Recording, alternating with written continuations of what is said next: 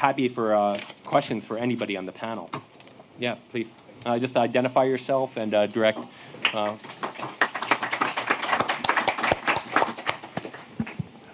Dan Pollock with the Zionist Organization of America. I was fascinated by, well, all of your presentations are great, thanks. I was fascinated by the structural thing about how when people join, I'm curious about, probably to you, sir, what are the mechanisms for enforcing compliance with the party ideals? So if a person joins at that bottom level and is too far to the right, if I can use that term, too much of a salafist, do they get thrown out? And if a person is too far to the left, do they get thrown out? Are there a whole group of people who didn't make the cut? And what are their status? Thank you for that. Thanks. That's a really great question. In terms of how the Brotherhood enforces, basically, yes, it throws people out. I mean, we've seen that at the top levels. For example, when Abdul Monam Abdul Futuh, who was a former guidance office member, was still on the Shura Council, remember that top advisory body, announced that he was going to run for president. The Muslim Brotherhood had already decided that it would not run a presidential candidate. They threw him out. The Muslim Brotherhood also threw out young Brotherhood activists who had participated in the demonstrations on January 25th and had tried to form their own party separate from the FJP. They were thrown out for doing so because the Muslim Brotherhood insisted that it would only have one party. At the lower levels, which is getting to your question, pretty much if you don't satisfy the Brotherhood, if you don't seem religious enough, if you're not praying, if you're not taking the curriculum seriously, they will not advance you and they will throw you out and isolate you. Now, the very specific question you answered about what if somebody is too to the right, is too Salafist, I actually don't have a good answer for that because I'm not aware of those kinds of examples, and it would actually be very interesting to find out if that's going to be increasingly the case or something that Muslim brothers are increasingly seeing as we move forward and we see more Salafism out in the open. It's a great question. I don't have an answer to that specific element of it. Yes. In the microphone, please.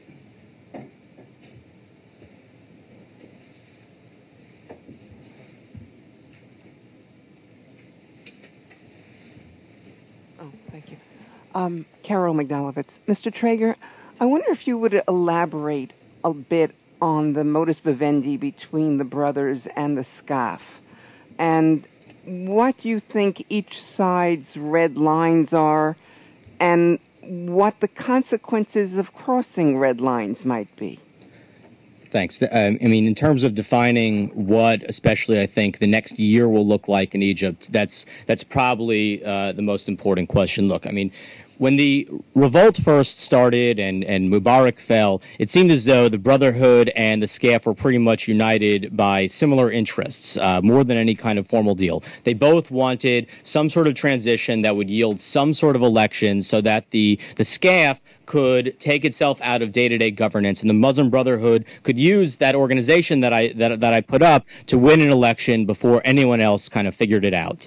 Over the last couple months, it has increasingly seemed as though there's some sort of formal deal. I think it was Sam that mentioned the telegram that the Muslim Brotherhood had sent to Tantawi thanking him. That, for many people, was evidence of such a deal that the Brotherhood is trying to use the parliament to be friendlier to the SCAF. Now, in terms of what the red lines would be, I mean, for the Brotherhood, what they want is for the military to be under the parliament, and their speakers have repeatedly said this, and they haven't backed off of that. What they've also allowed, though, is for the SCAF to hold on until June 30th, and I think what we're really going to have to watch as that June 30th deadline, when you're supposed to have presidential elections, when the SCAF is supposed to formally leave power, we should really look at what kinds of authority the SCAF is granted under the new constitution. Does it hold to that June 30th deadline? Are there any sorts of squabbles or street fighting between soldiers and activists? I don't think there will be. But in terms of what the red lines are, I think the red line is that June 30th deadline. But maybe. Yeah. I think there's been both organizations, both institutions have similar interests. As Eric highlighted, SCAF is not interested in remaining to run the country on a daily basis. They've failed miserably to do so, and they recognize that very clearly. They have no interest at all in solving issues related to building churches or to how to fix an unfixable Egyptian economy.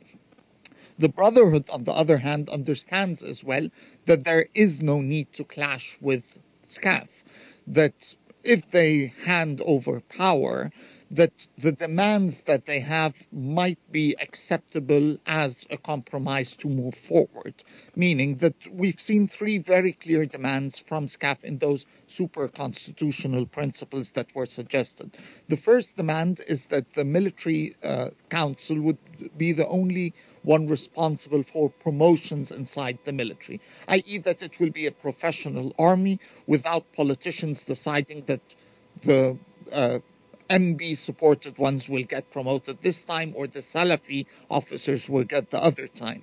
So that's the first demand. The second demand has been that the war and peace decision be in the hands of both the president and the military, i.e. that they really fear the prospect of an Islamist president, a crazy option like Hazem Salah Abu Ismail, who is a really emerging candidate and a serious threat that people need to focus on, and winning the elections and deciding tomorrow to go to war. The military, I think, recognizes very clearly that they cannot win a war fighting Djibouti, let alone fighting Israel. They know their capabilities very well at the moment.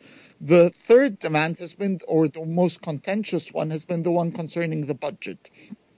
They simply have no respect for those elected parliamentarians. They have no idea how Mr. Helmi Bakr of Wisna in Monofeya might decide for them that they might need to buy some F-18s instead of F-16. What does he know about this in the first place? So reasonably they assume that they know those things better and that no one else should get involved in it. I think the compromise over this issue will be around a selected committee in Parliament, the National Affairs or National Security Committee in the Egyptian Parliament, handling those issues. The members of the National Security Affairs, while representing the various parties, will be people with background in security affairs, i.e. they will be former military or police officers. So the ones that will be there will be people sympathetic to the military, will work out the deal on those issues. I'm less a supporter of the idea that there is a clear deal that people meet in a room somewhere and agree on something. They don't actually need to. Their interests don't collide at the moment at all. Can I just jump off of that? Just very quickly, the chairman of the Defense and National Security Committee, and this may be someone to watch, is someone named General Abbas Mulkhamer. He won on a Muslim Brotherhood list. I was trying to find whether he himself was actually a Muslim brother. I couldn't find anything on his Muslim Brotherhood history. So, I mean, that would facilitate exactly what Sam is describing. I've got 5 questions here, so I'm going to take them all in the order I got them, and we'll try and answer them quickly. Rob? Gentlemen, excellent presentations. Thank you very much. I'd like to ask you about a theory which is quite common here and in capitals around the West, which is about the economic imperative of the Muslim Brotherhood, the moderating economic imperative of the Muslim Brotherhood, that when all is said and done, they will need to deliver economic success if they want to maintain electoral success, and that economic success will require them to make moderate, intelligent, rational economic decisions. This will preclude, crazy things like the bikini business, because it will turn away foreign investment, and they will be reasonable, because that's what the Egyptian people need for their economic survival. This theory would seem to run against the prevalent assessment that was, I think, a common theme of all three of you, that much more likely that they lean toward the salafis to cover themselves on the right, rather than lean toward the center to sustain their economic success. So I think I know the answer, but why is it wrong why would they not want economic success? Wouldn't they be responsible for the collapse of the Egyptian economy a year or so from now? Sure. Let's start by what the organization is, i.e. it's a pragmatic organization. I'd like to add one thing about the Salafi Muslim Brotherhood game. The kind of books that the Muslim Brotherhood members read throughout their indoctrination period in the organization, those 4.5, 8 years, these are purely Salafi books. The reason is very simple. There has not been a single clear, real, theological thinker inside the movement since Hassan al-Banna died, with the exception of Sayyid Qutb, i.e. that the Brotherhood has not produced anything of value for its members to be indoctrinated in. The kinds of books that those members read are the same Salafi books. There is no difference in this. What has kept the organization so far? It's two things. The excellent structural organization that they have that makes it impossible for someone to leave or makes the price of leaving very high. And I think the most important person in that regard is Izzat, who is the vice president of the Brotherhood and the one responsible, the former Secretary General of the Brotherhood, the one responsible controlling all aspects of the structure. He's the real guy there. He's the one who controls the organization. Badia is less of an important figure in that regard. The second thing has been regime repression.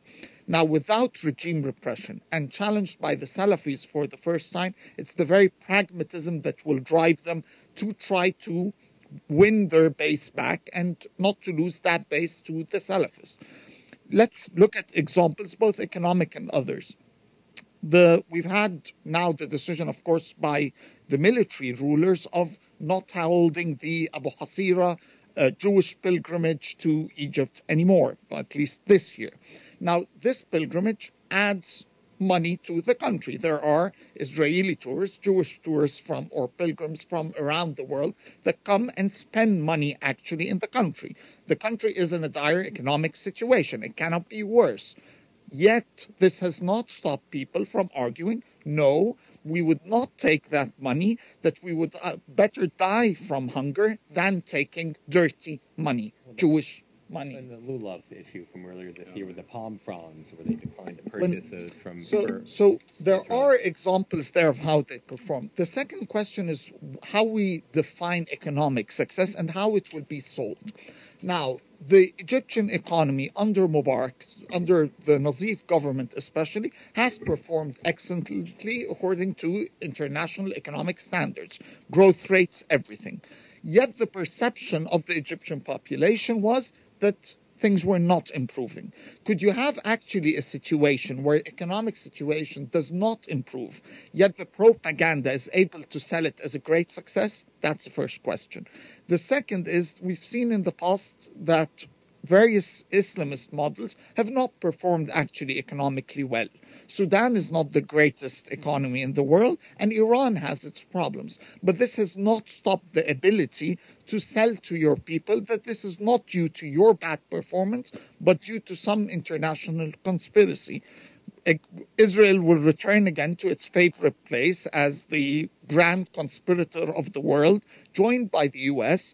Any attempt to touch the aid, which would be a realistic move if anyone in the US takes it, but any actions by the West against the Islamist government will be sold as we are failing because of this grand conspiracy against us. Rob, I would just add very quickly that the Islamists have put out, the Muslim Brotherhood has put out an economic plan. They say they want to be capitalist. You had visits from senior Muslim Brotherhood officials to the stock market in previous weeks. They believe in free market economy, they say. I think they're going to give basically this a try with some populist push for subsidies, like the Salafis want increased subsidies. They're going to try and keep a good economic line, but I think ultimately Egypt's somewhat of a basket case, and in the end, it's going to move back to Israel, blaming Israel, because that's going to be, something that they can all grab onto. That's going to be a populist issue that's going to bail them out of the economic problem. Ori. Hi, I'm Ori Mir with Americans for Peace Now. I wanted to ask you to explore, if you may, the positions of the Muslim Brotherhood on bilateral relations with Israel, short of Camp David and beyond the issues of Lulavim and Abu Hsera, particularly in relation to Hamas, what should we expect to see, and the extent to which the issue of Hamas was a major issue in the campaign, and perhaps also the issue of gas. So, thanks for that. No question that the Muslim Brotherhood's victory will strengthen Egypt's ties to Hamas. You already had a visit from Hamas delegation in Cairo. There are reports that they're going to open an office. I actually tried to find that office and failed, but they are certainly trying to open it.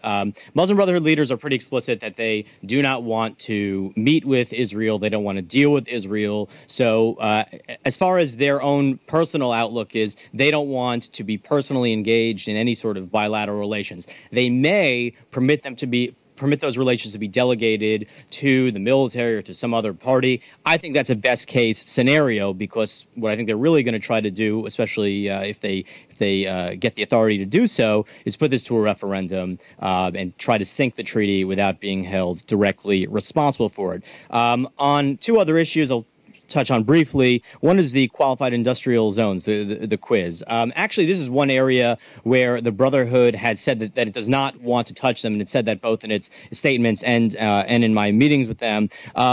Gas is sort of an interesting question. I didn't get the clear sense that they, and maybe someone else is saying this, I didn't get the clear sense they wanted to end gas, but for sure they're extremely angry about what they consider to be improper gas dealings under Mubarak, and they want to raise the prices considerably. By the way, last time I was in Egypt, I had a long conversation with some salafis, and they said, we think that the United States is, going to be very angry with us if we cancel the gas deal with Israel. And I said, well, I don't think the United States has a dog in that fight.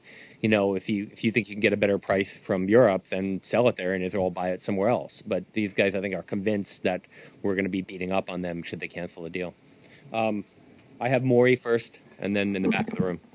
I was interested in, beside the education that Muslim Brotherhood people get, the educational system in Egypt. Is there a public system, or do they go to religious school, madrasas? That bears on the future in Egypt. What is the educational system like, and what's happening at the universities? By the way, I'll start that one off and just say that if you read the Human Development Report from UNDP, they said that basically higher degrees in Egypt are virtually worthless. But also, I mean, that most Egyptians also, there is a public system, but most Egyptians that can afford it send their kids to private school because the education is so bad.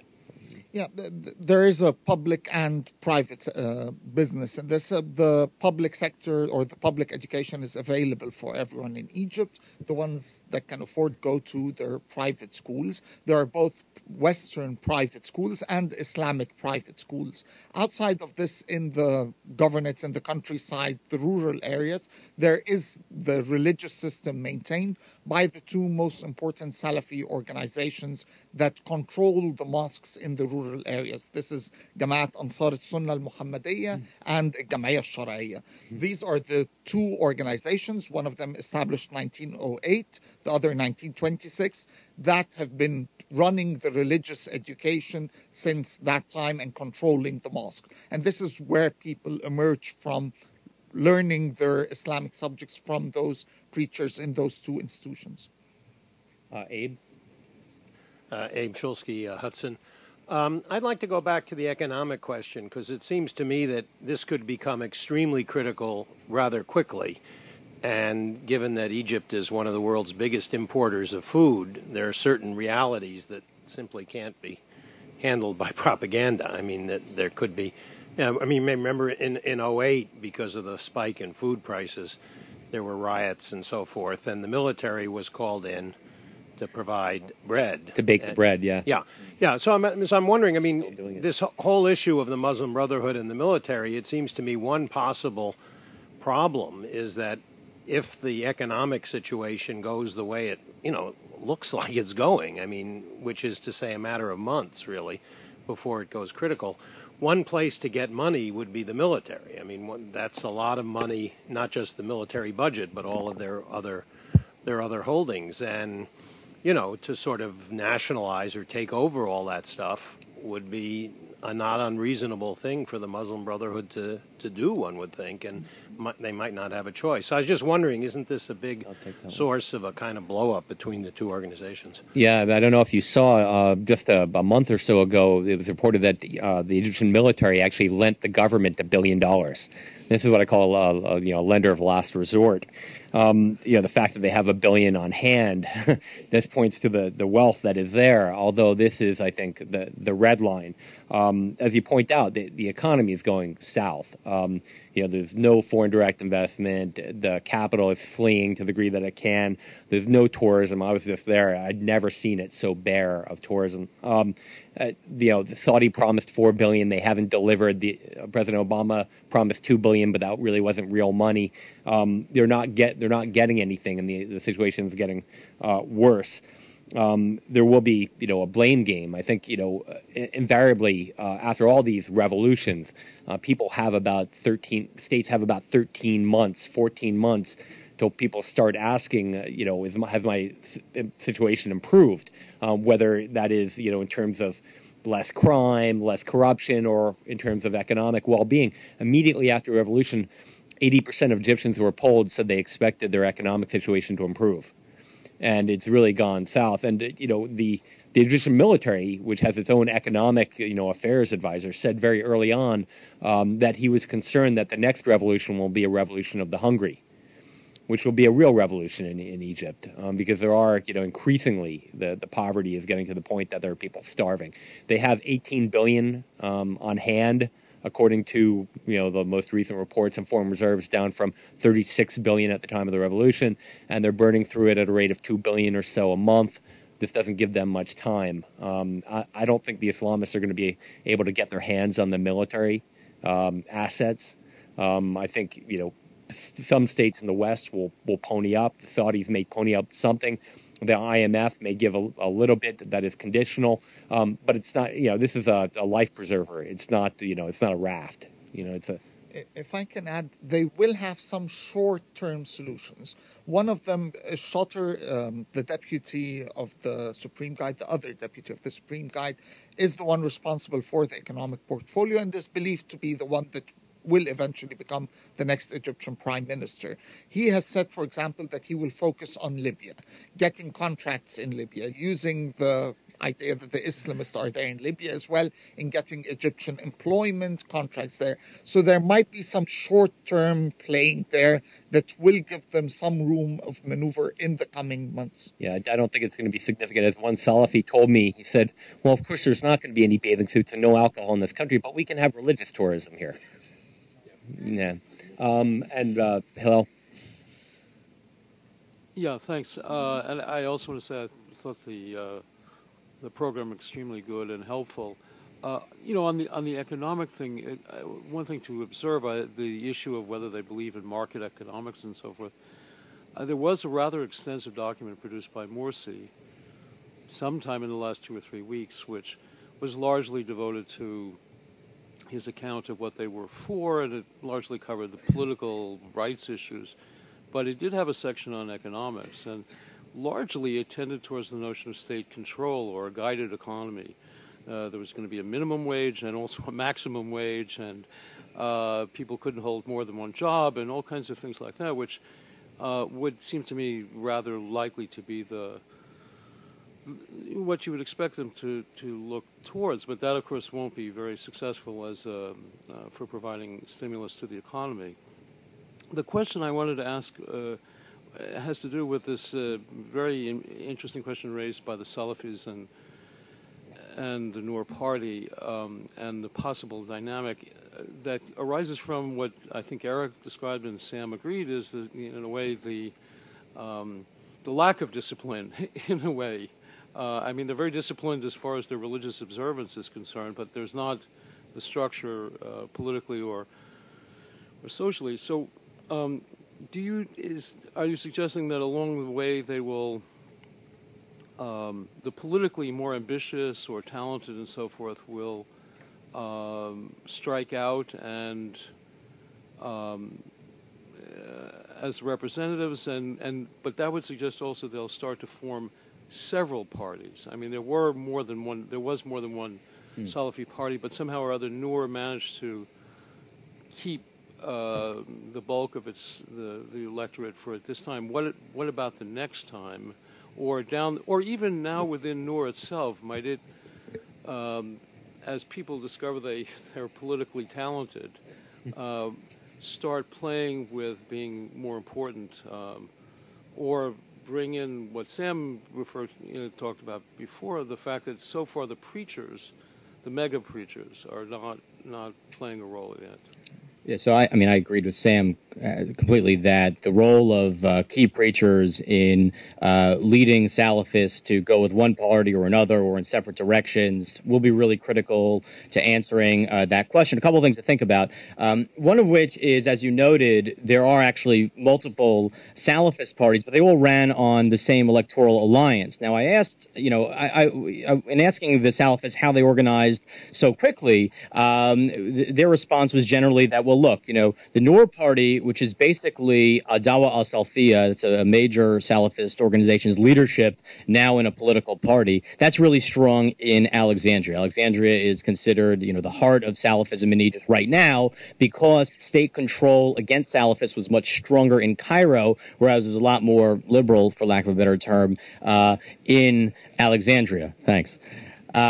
So that's why you have so many Salafists in Alexandria. That's why Al-Dawa al-Salfiya is so strong. That's why they were able to organize such a strong party, which is the Noor Party. Al-Asala, which is another Salafist party, was really the Cairo branch of the Salafists. Al-Fadila was, I believe, more of a Delta organization. Al-Gamal Islamiyya was also, I'm pretty sure, a Delta and a Said organization. You're a Fadila guy. Okay. So because these were really regionally defined groups, they were able to come together in an alliance, and of course, Noor was the most dominant because of the role of Alexandria in all of this, but they were able to come into an alliance because there were very few places in which they would have plausibly competed with one another. The question is, now that you have obviously much less pressure and no pressure on the Salafists in Egypt, will you have more Salafists coming up in Cairo, more in the Delta, more in the Said, of course, more in Alexandria? I think the answer is yes, and then you'll have more competition among perhaps different Salafist parties. Then what happens there? Do they come together? Do they all go their separate ways? Does Salafism now undertake multiple political emphases? Really remains to be seen. But it didn't happen now because the regional orientation of the four major Salafist organizations. Yeah, I think it's all about the sheikhs. If we look at two governorates next to each other in the rural areas of the Delta, Munufiyya and Bahira. In Bahira, the Salafists win more than the Muslim Brotherhood and beat the Muslim Brotherhood in the voting. In Munufiyya, they get 15% only of the vote. Why? Because there isn't a single major Salafi sheikh in Munufiyya. It's where the sheikh is, and this is the influence around him in the area. How Noor operated was basically some of the important sheikhs coming together. It started with Alexandria, definitely, Yasser al-Burhami and Abminam al-Shahad there, and then they would go to Giza, meet the sheikh there, who are your guys that can run for elections there. And this is how it operated. The question, I think, for the future of Salafism is whether the two major people, and especially Abu Ishaq al-Hawaini, gets involved or not, especially in the presidential elections. If he gets involved, that's a major game changer. That's, I think, the major question, whether those two most important Salafi authorities in Egypt would get involved in politics or not. Thank you, Sam. Eric, thank you very much. These were excellent presentations on a great event, I think. Thank you so much for coming.